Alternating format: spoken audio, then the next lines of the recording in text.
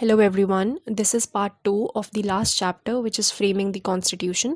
So in the previous video we discussed the historical background in which the constitution came into existence, and we also discussed about the objectives resolution. तो हमने discuss किया how the objectives resolution was the vision of the constitution and how its features are also reflective or incorporated in the preamble to the Indian constitution as well. So in this video, we have to start with the third topic, which is defining rights. So now we've discussed that will of the people was supreme. That is the basic feature of the Indian Constitution is the sovereignty of the people of India.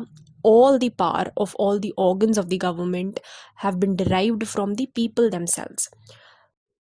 So it was obvious that the Constitution of India was to ensure that people of India have certain rights. अब question आए that how are we going to define these rights? किस तरह से इन rights को define किया जाएगा, कौन कौन से राइट्स दिए जाएंगे, इनकी इन्फोर्समेंट किस तरह से होगी, and so on. Then one important question was of the minorities, that is क्या माइनॉरिटीज को अलग से स्पेशल राइट्स दिए जाएंगे, एंड इफ सो कौन कौन से राइट्स दिए जाएंगे. So a lot of questions were encountered while the debates of the Constituent Assembly were going on. सबसे पहले क्वेश्चन आया ऑफ सेपरेट इलेक्टोरेट्स. तो इंडिया में from 1909 onwards there was this concept of separate electorates. 1909 में आया the government of India act, which is also known as the Morley Minto reforms. इसने introduce किया the concept of separate electorates, and ये था on the basis of religion.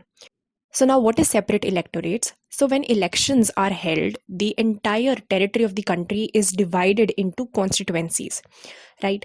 Her constituency में से एक representative चुना जाता है जो जाके legislature का part बनता है, which is either the parliament or the state legislatures as the case may be. So sometimes these constituencies are reserved for a particular religion. That is to say, अगर एक constituency let's say Muslim religion के लिए reserve कर दी गई है, तो उस constituency में से only a Muslim candidate can stand for elections, as a consequence of which only a Muslim candidate would go to the legislature. So ये किया गया because the minority population of India, which was the Muslims, they were asking for separate electorates because they wanted better representation for themselves. Because हमने discuss किया that at that time Congress was the dominant party, and the Muslim League, in order to protect its interests, in order to protect the interests of the Muslim population, wanted to have separate electorates. So now the question was, should Indian constitution also provide for separate electorates or not?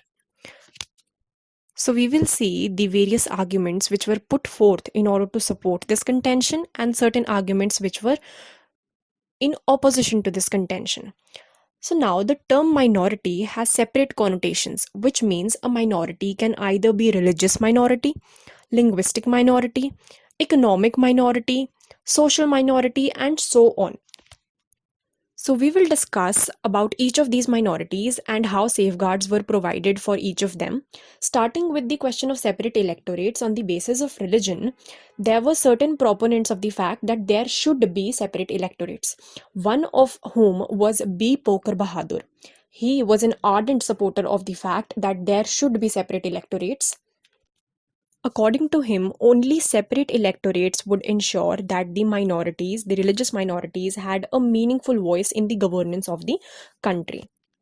So he put forth the argument that the needs of Muslims could not be properly understood by non-Muslims, nor could a true representative of Muslims be chosen by the people who did not belong to that community. However, there were people who opposed this idea as well. For example, Sardar Vallabhbhai Patel, GB Pant, they were against the idea of having separate electorates.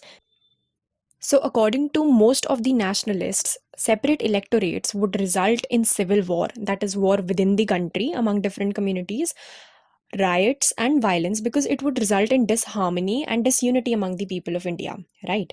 Sardar Patel even said that separate electorates was a poison that has entered into the body politic of our country. And then we also had the example of partition of India, that how disharmony among different communities could lead to the partition of territories. Then there were even people from within the Muslim community who were not supporting this idea of separate electorates. They said that these are self destructive and they would isolate the minority community altogether. Because अगर उनको separate rights दे दिए जाएंगे, they would become an isolated group and वो mingle नहीं कर पाएंगे with the majority, as a result of which there would be disharmony among the communities and would ultimately be harmful to the unity and integrity of the country. So, in order to have political unity, in order to unify the nation as a whole, it was decided that the concept of separate electorates would not be included in the Indian constitution. It was stated that for the protection of these minorities, in order to protect their culture, in order to protect their religion, they would be granted certain safeguards. However, politically, all the citizens would be equal. So, this is with respect to religious minorities. Then the question arose with respect to economic minorities.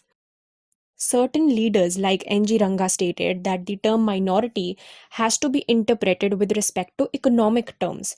He said that the real minorities are those who are poor and are downtrodden. The arguments which were put forth by these socialist leaders like NG Ranga was that the legal rights are meaningless for the poor or the economically weaker sections of the society. They said that even if you give equal rights to all the citizens of India, it would have no use for those who are poor. Why? Because will a poor person think about how he is going to procure food for himself, or he is going to think about his right to vote? तो जब एक इंसान के पास 2 वक़्त की रोटी ही नहीं है, तो क्या उसके पास rights like the right to privacy, the freedom of speech and expression matter करेंगे? ऑब्वियसली नहीं. So, in order to bring these people at par with the general public so that they can equally enjoy these rights which will be granted by the Indian Constitution, it is important to ensure that they are given certain additional safeguards. Right, so I hope this is clear. Now, there would be certain people who would say that how are these people minorities? Because the number of poor people in the country then and even now is humongous, right? So, how can you say that they are a minority? In this scenario, we do not see minorities from the aspect of numerical minority but from economic terms. So, I hope the argument of these leaders is also clear. Now, next came the point of Adivasis or the tribal people. So there were leaders like Jaipal Singh who said that the tribals or the Adivasis and the untouchables are also minority because they constituted an oppressed group. So it was contended that these people have been continuously exploited not only by the foreign forces, that is not only by the Britishers, but also by the general public. So there have to be certain additional rights so that these people can also come at par with the general population. Only then they will have a say in the politics of the country. So it was stated that these people should be granted reservation in the political bodies. So similar was the situation with respect to caste-based minorities. So certain ardent supporters with respect to these minorities were B.R. Ambedkar, Nagappa, and so on. They have contended that these communities have been subject to systematic marginalization. These people have had no access to basic necessities like education, let alone the question of share in the Indian polity. So we have to bring these communities up, that is at par with the general population, and bring about a level playing field so that they can also have a share in the administration of the country. Then, apart from this, there were linguistic minorities, that is, minorities on the basis of language, and cultural minorities who asked for separate safeguards. And these have been provided by the fundamental rights of the Indian Constitution.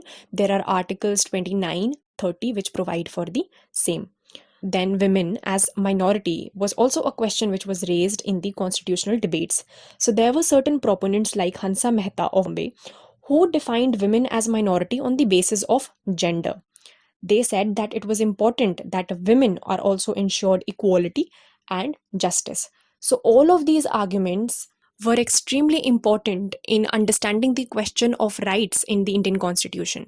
So, अब Indian Constitution provides for no separate electorates. There has been abolition of untouchability by way of Article 17 of the Indian Constitution. There are provisions that there should be no discrimination on the basis of religion, race, caste, sex, etc., which is provided in Article 15 of the Indian Constitution. There is equality before law by virtue of Article 14 of the Constitution. There is protection of cultural and linguistic minorities through the fundamental rights as well as other provisions of the Constitution. But one thing to note is that there is a concept of positive discrimination which has been introduced. Now, what is positive discrimination? So, we have stated that there should be no discrimination on the basis of religion, race, caste, gender, etc. However, in order to provide certain additional safeguards so that these communities, which we have discussed, the Adivasi community, the social minority, and so on, they can be brought up at par with the general public, certain additional safeguards have been provided in the form of reservation, right? So this is what is positive discrimination, and that has been incorporated in the constitution. So this is all about the topic of defining rights. The next topic which we have to start with is the powers of the state. So in this topic we'll be discussing the power sharing between the center and the state. So the question before the Constituent Assembly was that should we go for unitary system or federal system? That is, should there be supremacy of the center or should we have the concept of autonomous states? So the draft constitution provided for three lists. These are in the seventh schedule of the Indian Constitution. These lists are the union list, the state list, and the concurrent list. तो अब union list consists of those subjects over which the central government can legislate, right? तो जो भी उसमें subjects mention किए होंगे, let's say defense, उस topic के ऊपर सिर्फ the central government can make law. The state would not have a say in that. Then, with respect to the state list, only the states can legislate over that subject matter. Lastly, with respect to the concurrent list, both the center as well as the states could legislate over that subject. Now the question arises, अगर दोनों ही, that is the state government and the central government, एक subject पे law बना सकते हैं, तो whose law will prevail in case of contradiction between them? So marriage is one of the subjects of the concurrent list. Let's say that the central government makes a law A with respect to marriage, and the state government makes a law B with respect to marriage. Both these laws are contradictory in nature. In such a scenario, the law of the central government would prevail over the state law. So in case of a conflict, supremacy has been given to the law made by the central government. There are also other features of the Indian Constitution which provides for federalism. For example, the concept of fiscal federalism. So now in fiscal federalism, what happens is that there are certain taxes which have been specified, which would be under the domain of the central government, and certain taxes which would be under the domain of the state government. Then, in case of emergency provisions, we have Article 356, which provides for state emergency, which says that in case the president is satisfied the functioning of the state government cannot be carried out in lines of the Constitution of India, in that case president's rule can be imposed. So this provision is also in a way reflective of the supremacy of the center over the state. So what we see is that neither there is absolute supremacy by the center nor there is absolute supremacy by the states, which is to say India is neither totally a unitary system nor a federal system. So what is India? India is a combination of both. That is, it has a quasi-federal structure, which is to say that neither the power would be concentrated in the center nor would be a situation existing that the states would be let loose, right? So this is the present structure. Now let us discuss what were the different arguments which were put forth by the people of the Constituent Assembly. So one important mention in your book is that of K. Santhanam. He was from Madras. He defended the rights of the states. He stated that adequate rights have to be given to the states in order to ensure that the center is not overburdened. He stated that the center would collapse if it is overburdened with responsibilities. So there has to be delegation of powers to the states. Delegation is not the appropriate word. There has to be transferring of power to the states. He said that if the states are not given adequate rights, it is highly likely, it is highly probable that these states would revolt against the center in the coming years. So he and many other leaders were in favor of the fact that there should be less and less subjects put in the union as well as the concurrent lists, and more subjects should go to the state list. So these leaders argued in the favor of the states having more power. However, in opposition, we have leaders like Dr. B.R. Ambedkar, Balakrishna Sharma, Gopal Swami Iyengar, who said that they want a strong and unified center. They said that if there's no unified center, then it would result in chaos and would result in the division of territories, which they did not want, especially after the partition which they had witnessed. So they said, in order to ensure the well being of the country as such, in order to ensure that there is economic development, there's political integrity, it is important to have a strong center. So, after all these arguments, we now can conclude that India is neither totally in favor of the unitary government nor in the favor of a federal government, but it is a mixture of both of these. So we can say that in the Constituent Assembly, both kinds of opinions were put forth. That is, one in the favor of having strong states, one in the favor of having strong center. But ultimately, the position what we have is a quasi-federal structure, and this structure is reflective in the following provisions. That is, we have lists in the seventh schedule: the union list, the state list, the concurrent list. Plus, if there's any other subject which does not fall in any of these lists, would come under the residuary power of the central government only. Then we have emergency provisions, which is, we have the concept of national emergency, state emergency, and financial emergency. Then we also have the concept of fiscal federalism, which provides that there would be certain taxes which would go to the coffers of the central government and certain taxes which would go to the coffers of the state government. So that is all for the power allocation with respect to the center and the state. Now let us come on to the last topic, which is the language of the nation. So language was another issue with respect to which there were intense debates in the assembly. By the 1930s, the Congress had decided that Hindustani is going to be the national language of the country. Ab Hindustani, we've already discussed before, is a mixture of Hindi and Urdu. So there were various arguments which were put forth by Mahatma Gandhi that why Hindustani should be the national language of the country. According to him, Hindustani had all the qualities of becoming the national language. It had a composite character, that is, it comprised of different parts. It had words from Hindi, from Urdu, as well as from local languages, giving it a composite character. Its composite character contributed not only to its enrichment but also to its popularity and usage as a mode of communication, right? Because majority strata of the population was familiar with this language and was comfortable with this particular language. This language was expressive in nature. It had all the ingredients to develop into a rich and powerful instrument capable of expressing the whole gamut of human thoughts and feelings, according to Mahatma Gandhi. Then, it was of multicultural origin, which we've already seen. Therefore, it had the power of uniting both the Hindus and the Muslims. So, Mahatma Gandhi, he was an ardent supporter of the fact that Hindustani should be the national language of India because it is the ideal language of communication between the diverse communities of India.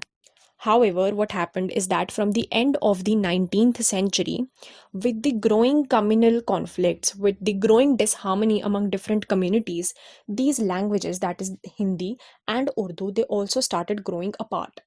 On one hand, we had a Sanskritized Hindi, and on the other hand, we had a Persianized Urdu. So to say that language became associated with the politics of religious identities.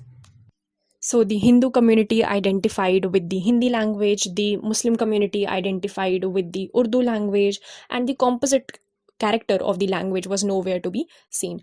So problems started arising as to what should be the national language of India.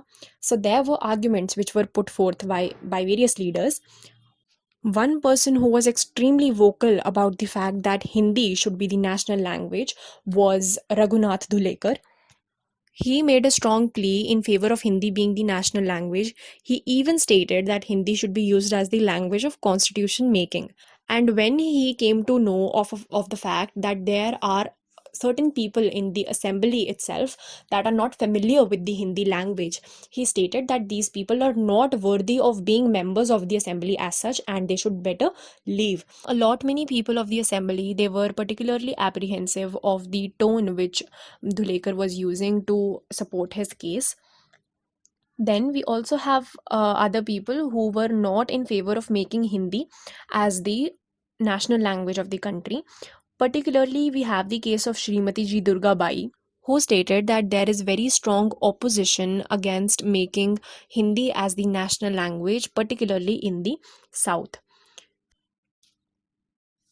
So she said that she had accepted Hindustani as the national language of the country. However, because of the changes which took place in the end of 19th century, that the composite character of the language was being eroded because of distance between Hindi and Urdu, she was apprehensive that it would create fear and anxiety among the common population. There was fear of domination of the Hindi language. So, after seeing all the arguments, the Language Committee of the Constituent Assembly produced a report whereby it was stated that a compromise would be devised so as to resolve any sort of deadlock between those who advocated Hindi as the national language and those who opposed this idea. So, the official languages of the British India were English, Urdu, and Hindi, with English being used for the purposes at the central level. So, what this compromise suggested was that Hindi in the Devanagari script would be the official language. However, this transition to Hindi would be gradual, which is to say that English would be phased out in favor of Hindi over a period of 15 years. तो पहले 15 years English would be used for all official purposes, and along with English, the provinces would be given an option to choose their regional language for official work as well. So both English as well as an official language would be used for official purposes.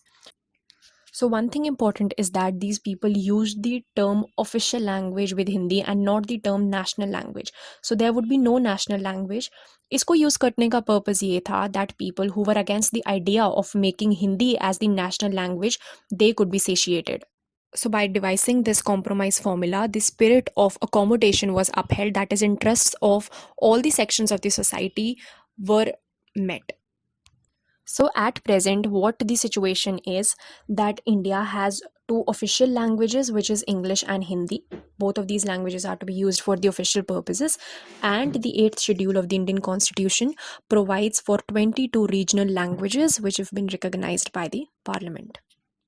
So you may think that English को तो उन्होंने सिर्फ 15 years के लिए रखा था. How is it the official language now? So there was a clause which was added that the Parliament, if it so desires, can even extend this period of 15 years. So by using that power, the Parliament has extended that period. So at present, we have both English and Hindi as the official language of the country. So this is how the problem of language was solved.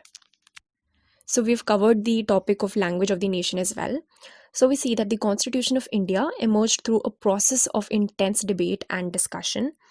And what is common in majority of these discussions is that there was an effort made to reach at a middle ground. That is, the spirit of accommodation was always in play. The interests of all sections of the society were sought to be met. So that is all for this chapter. Thank you so much for watching.